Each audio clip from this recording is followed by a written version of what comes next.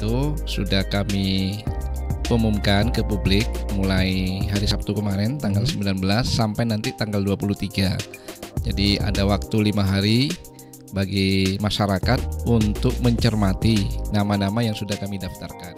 Nah, ijazah itu kan biasanya sering menjadi faktor di mana partai politik gagal meneruskan pencalekan karena diduga atau bahkan hasil persidangan misalnya menyatakan bahwa ijazahnya adalah ijazah yang tidak benar. Ya, bahasa kasarnya katakanlah ijazah palsu gitu. Nah, lantas pada saat nanti misalnya dia sudah rekaman tidak punya dokumen administratif dalam bentuk EKTP, bagaimana? Bisa menggunakan KK. Jadi KK orang tua itu di situ kan ada nicknya ya. Nanti kami cek kalau misalnya nicknya sudah benar dan usianya kalau dihitung sudah 17 tahun, maka yang bersangkutan punya hak untuk memilih atau mencoblos di TPS.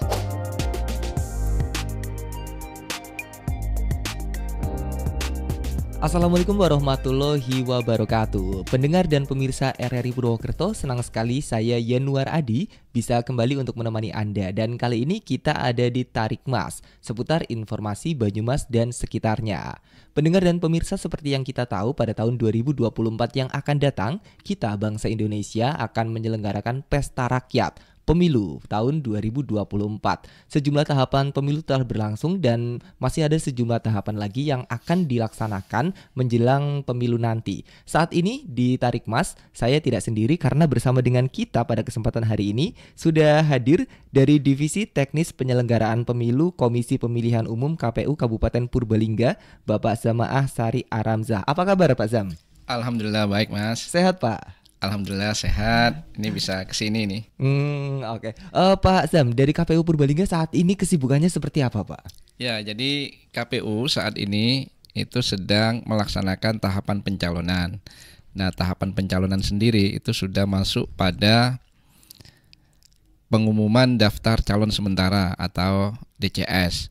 Nah, DCS itu sudah kami umumkan ke publik mulai hari Sabtu kemarin tanggal 19 sampai nanti tanggal 23. Jadi ada waktu 5 hari bagi masyarakat untuk mencermati nama-nama yang sudah kami daftarkan. Tidak hanya di Purbalingga, Banyumas Raya ya, tapi juga seluruh Indonesia bisa. Jadi tinggal nanti dibuka di masing-masing website KPU kabupaten setempat, atau kalau enggak bisa dibaca di media harian. Kalau di kami itu di Radar ya, kami sudah ini dengan Radar, dan juga kami juga melakukan sosialisasi di radio juga, RRI juga sama Mas, mulai tanggal 19 kemarin sampai tanggal 23 nanti.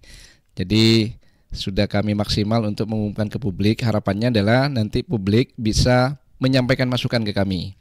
Jangan sampai kami itu meloloskan calon yang sebenarnya tidak lolos gitu loh. Nah, makanya butuh partisipasi masyarakat untuk kemudian melakukan tanggapan atau sanggahan terhadap nama-nama yang sudah kami umumkan. Ada 511 caleg di Purbalingga yang memenuhi syarat sehingga masuk daftar calon sementara. Dari 511 itu ada 303 berjenis kelamin laki-laki dan 208 berjenis kelamin perempuan. Jadi secara persentase keterwakilan perempuan itu sudah lebih dari syarat yang ditentukan. Gitu. Iya, tadi Bapak menyampaikan bahwa ada tahapan sanggahan. Apa saja yang membuat para calon ini kemungkinan bisa dicabut atau dicoret dari daftar pencalonan, Pak? Ya, yang paling fatal nanti kan terkait dengan dokumen ijazah ya. Nah, ijazah itu kan biasanya sering menjadi faktor di mana partai politik gagal meneruskan pencalekan karena diduga atau bahkan hasil persidangan misalnya menyatakan bahwa ijazahnya adalah ijazah yang tidak benar. Nah, bahasa kasarnya katakanlah ijazah palsu gitu loh. Nah, memang yang begini ini kan kami tidak bisa menjamin bahwa apa yang sudah kami lakukan itu adalah sesuai dengan ketentuan. Dalam artian begini, bahwa selama ini kami sudah melakukan klarifikasi. Misalnya gini, ke sekolah misalnya. Ke sekolah menyatakan oh ya, itu benar. dan seterusnya dan seterusnya. Tapi ada juga kasus di mana kami melakukan klarifikasi terhadap dokumen ijazah bakal caleg yang sekolahnya menyaksikan kebenaran legalisir. Itu yang pertama. Terus yang kedua, menyaksikan kebenaran dari ijazah yang bersangkutan. Karena nomor induk di situ itu atas nama orang lain. Nah, gitu. Sehingga di rapat pleno kami, kemudian kami nyatakan yang bersangkutan tidak memenuhi syarat. Dan tentu juga kami sudah melakukan klarifikasi dan menyampaikan ke partai politiknya terhadap situasi yang kami lakukan pada saat melakukan klarifikasi ke instansi lembaga pendidikan. Iya. Gitu, Mas. Berdasarkan pengalaman, pernah terjadi kejadian semacam itu tidak, Pak? Kami untuk terkait dengan pencalonan anggota DPR baru saat ini ya. Kalau sebelum-sebelumnya kami belum melayani, karena itu kami juga baru menjabat kemarin ya, baru 5 tahun ini, sehingga kami tidak tahu situasi yang sebelumnya di pemilu 2019. Tapi kemungkinannya nggak ada. Di tempat lain mungkin sangat mungkin ada. Kan banyak kasus-kasus kebenaran ijazah ya, kemudian ijazahnya itu diragukan keabsahannya. Makanya kemudian KPU itu selalu melakukan klarifikasi terhadap dokumen yang memang potensi itu nanti akan disoal oleh masyarakat. Iya. Makanya setelah ijazah itu selalu kami lakukan. Misalnya kemarin ya, ada ijazah misalnya di UIN, tapi kemudian legalisirnya Universitas Muhammadiyah. Nah, ini kan kelihatan banget gitu loh. Terus ada juga ijazah antara nama di ijazah dengan nama di KTP tidak sama. Tapi kami sudah melakukan klarifikasi dan itu sudah ada jalan keluarnya. Misalnya ada nama di Silon, sistem informasi pencalonan tidak sesuai dengan KTP misalnya. Itu kan juga ada solusi-solusi yang memang sudah diberikan dalam regulasi. Cuma kalau yang rentang waktu saat ini tanggal 19 sampai tanggal 28 itu adalah laporan masyarakat. Itu kami memang betul-betul menunggu sebenarnya apakah orang-orang yang sudah kami publikasikan itu benar-benar orang-orang yang secara administrasi clear ya, kayak gitu loh. Sehingga kalau misalnya ada tanggapan masyarakat itu juga membantu KPU gitu loh, untuk membersihkan. Dalam artian membersihkan adalah bahwa apa yang dilakukan oleh KPU itu adalah ternyata salah misalnya gitu loh. Nah, kalau berarti tidak ada tanggapan dari masyarakat, berarti yang sudah dilakukan oleh KPU adalah benar. Nah, salah itu karena memang kekurangan kami untuk melakukan klarifikasi secara maraton. Karena kan semua dokumen untuk satu caleg aja itu kan ada 10 sampai 11 dokumen, Mas. Mulai dari ijazah, terus kemudian pengadilan, terus ada 3 surat kesehatan misalnya, jasmani, rohani, terus kemudian ada narkoba, terus ada juga surat pernyataan misalnya di atas materi dan seterusnya itu. Jadi kurang lebih ada 10 sampai 11 dokumen wajib yang harus ada. Kalau semua itu diklarifikasi, itu memang tidak ada kecukupan waktu bagi kami untuk melakukan itu. Yang kami lakukan lebih pada ke ijazah. Kalau ke kesehatan, jasmani, rohani itu kami percaya karena memang clear ya, ada stempel bahasa dan seterusnya. Terus misalnya kopnya juga jelas. Karena kami juga melakukan hal yang sama dulu gitu loh. Sehingga insya Allah itu benar. Tapi kalau ijazah ini kan butuh laporan dan tanggapan masyarakat gitu. Sehingga kami punya bukti untuk kemudian melakukan klarifikasi ke yang bersangkutan. Iya. Sejauh ini sudah ada laporan belum, Pak? Yang kalau resmi belum ya, tapi kalau telepon ke saya ada, yaitu ada caleg yang statusnya sebagai pendamping desa. Tapi pendamping desa itu sudah ada surat resmi dari Kementerian Desa yang menyatakan bahwa pendamping desa itu tidak wajib mundur. Dan juga kemudian ditindaklanjuti oleh surat KPU RI di nomor 740 tertanggal 20 Juli ya 2023 bahwa pendamping desa tidak wajib mundur sesuai dengan surat dari Kementerian Desa. Iya. Dari masyarakat sendiri Pak di Kabupaten Purbalingga berapa jumlahnya yang akan berpartisipasi dalam pemilu 2024 yang akan datang? Kalau total ini ya, total DPT kita itu sudah kemarin kita di bulan Juni ya, di bulan Juli tanggal 20 kalau nggak salah sudah kami pleno itu. untuk menjadi daftar pemilih tetap itu ada 772.286 atau 68 gitulah.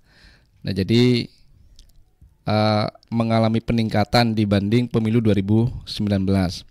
Nah, dari total itu Mas, ada 700 atau 7.970 orang atau 1,3% itu pada saat 14 Februari besok itu sudah genap 17 tahun. Jadi pas 17 tahun, pasnya itu bukan pas ulang tahunnya, bukan. Jadi secara ketentuan sudah memenuhi syarat. Ada yang sudah 17 tahun, ada yang 17 tahun lebih dan seterusnya.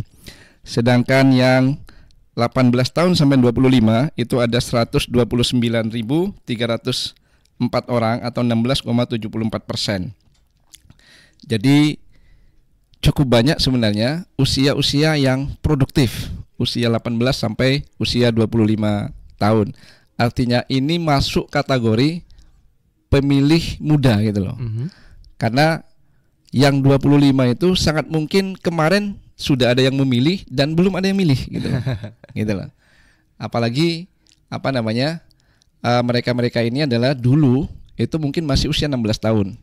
Yang baru kemudian bisa milih di pemilu 2024. Nah, sedangkan yang usia 26 sampai 30 itu ada 78.767 atau 10,20%. Jadi cukup banyak sebenarnya. Dan usia 31 sampai 40 itu ada 149.496 orang atau 19,36%. Nah, jadi kalau di persentase antara usia 17 sampai 40 tahun itu hampir mendominasi pemilih yang ada di Purbalingga dibanding yang 50 ke atas. Jadi hampir besok itu pemilih yang ada di Purbalingga itu rata-rata adalah pemilih atau mayoritas adalah pemilih yang usia muda, usia 40 sampai kemudian usia 17 tahun. Iya, untuk pemilih yang pada Februari mendatang baru bisa dikatakan secara usia memenuhi ya Pak ya. Itu seperti apa mekanisme agar mereka bisa memilih Pak? Yang kemarin ini ya, yang kemarin sudah kami roadshow ke sekolah-sekolah yang saat ini kelas 2 dan kelas 3. Itu besok sudah usia 17 tahun, bahkan ada yang 18 tahun. Itu adalah mereka secara administratif kependudukan itu sudah rekaman. Bahkan yang sudah 17 tahun itu saat ini itu sudah dikasih ini KTP elektronik oleh Dinduk Capil. Jadi mereka sebenarnya sudah megang KTP. Nah, lantas pada saat nanti misalnya dia sudah rekaman tidak punya dokumen administratif dalam bentuk KTP, bagaimana? Bisa menggunakan KK. Jadi KK orang tua itu di situ kan ada nicknya ya. Nanti kami cek kalau misalnya nicknya sudah benar dan usianya kalau dihitung sudah 17 tahun, maka yang bersangkutan punya hak untuk memilih atau mencoblos di TPS. Iya. Berarti ini nanti masuk ke daftar pemilih tambahan seperti itu Pak atau bagaimana? Kalau yang bersangkutan belum terdata, itu adalah masuk pemilih khusus namanya. Jadi kalau di istilah kami itu DPK, daftar pemilih khusus. Daftar pemilih khusus itu adalah penduduk yang memenuhi syarat untuk memilih tapi tidak terdaftar dalam DPT. Tapi yang tadi itu saya sebutkan Mas, yang 17 tahun yang anak-anak SMA itu semua sudah didata. Karena gampang sekarang. Kemarin itu pada saat kami diundang ke sana itu tinggal buka HP, dicek di DPT online, itu tinggal dicek nicknya, klik ya nicknya berapa gitu, yang 16 digit itu semua keluar nanti. Dia ada di TPS mana, terus desa mana, itu ada semua. Nah, Masnya juga bisa ini. Masnya mbaknya ini bisa untuk ngecek cek DPT online namanya. Jadi nanti kita di googling gitu, di googling terus langsung cek DPT online itu nanti akan ada itu kayak aplikasi gitu, tinggal dibuka nanti tinggal minta nick. Nah, diklik nicknya pasti keluar itu. Nanti dia ada di mana. Jadi besok gampang sebenarnya kami untuk memastikan dia sudah terdaftar atau tidak. Walaupun misalnya pemilih dari Jawa Timur misalnya, itu bisa kita cek karena dia terdaftar di mana. Kalau enggak, maka dia masuk daftar pemilih khusus tadi itu. Kalau misalnya sudah terdaftar, dia harus nanti ketentuannya itu harus mengurus namanya surat pindah memilih. Kalau misalnya Mas Yanuar asli Purwokerto ingin milih di Banyumas misalnya, di Banjarnegara, itu nanti bisa minta surat pindah memilih dari KPU Kabupaten Banyumas atau desa setempat. Oke, Pak Azam, terkait dengan pemilih pemula, Pak, seperti apa upaya dari KPU Purbalingga untuk memberikan sosialisasi atau mungkin menggugah kesadaran pemilih pemula untuk ikut berperan aktif dalam penyelenggaraan pemilu 2024 nanti, Pak? Ya, kami itu punya punya perangkat di masing-masing kecamatan dan namanya PPK itu. Ada 5 orang, terus ada sekretariat PPK 3 orang, ditambah tenaga pendukung, jadi totalnya 10 orang. Terus di PPS juga sama, ada 3 orang PPS dan 3 orang sekretariat. Dan itu hampir setiap bulan mereka lakukan sosialisasi. Jadi tidak hanya segmen pemilih pemula gitu, tapi secara umum. Jadi dia sosialisasi ke tempat-tempat misalnya di keluarga, terus di basis-basis komunitas, terus di basis-basis kelompok-kelompok kesenian dan seterusnya. Kami sudah melakukan sosialisasi hampir setiap bulan itu. Terus yang berikutnya di sisi KPU-nya itu kami melakukan sosialisasi namanya Goes to School. Kami ke sekolah-sekolah, ke kampus, ke komunitas netizen gitu. Baik itu yang tergabung dalam PWI, AJI dan seterusnya, kita kita ajak untuk ikut sama-sama melakukan sosialisasi. Jadi kalau kami sendiri di sekolah-sekolah itu ya tentu anak-anak yang memang sudah usia 17 tahun di 2024. Dan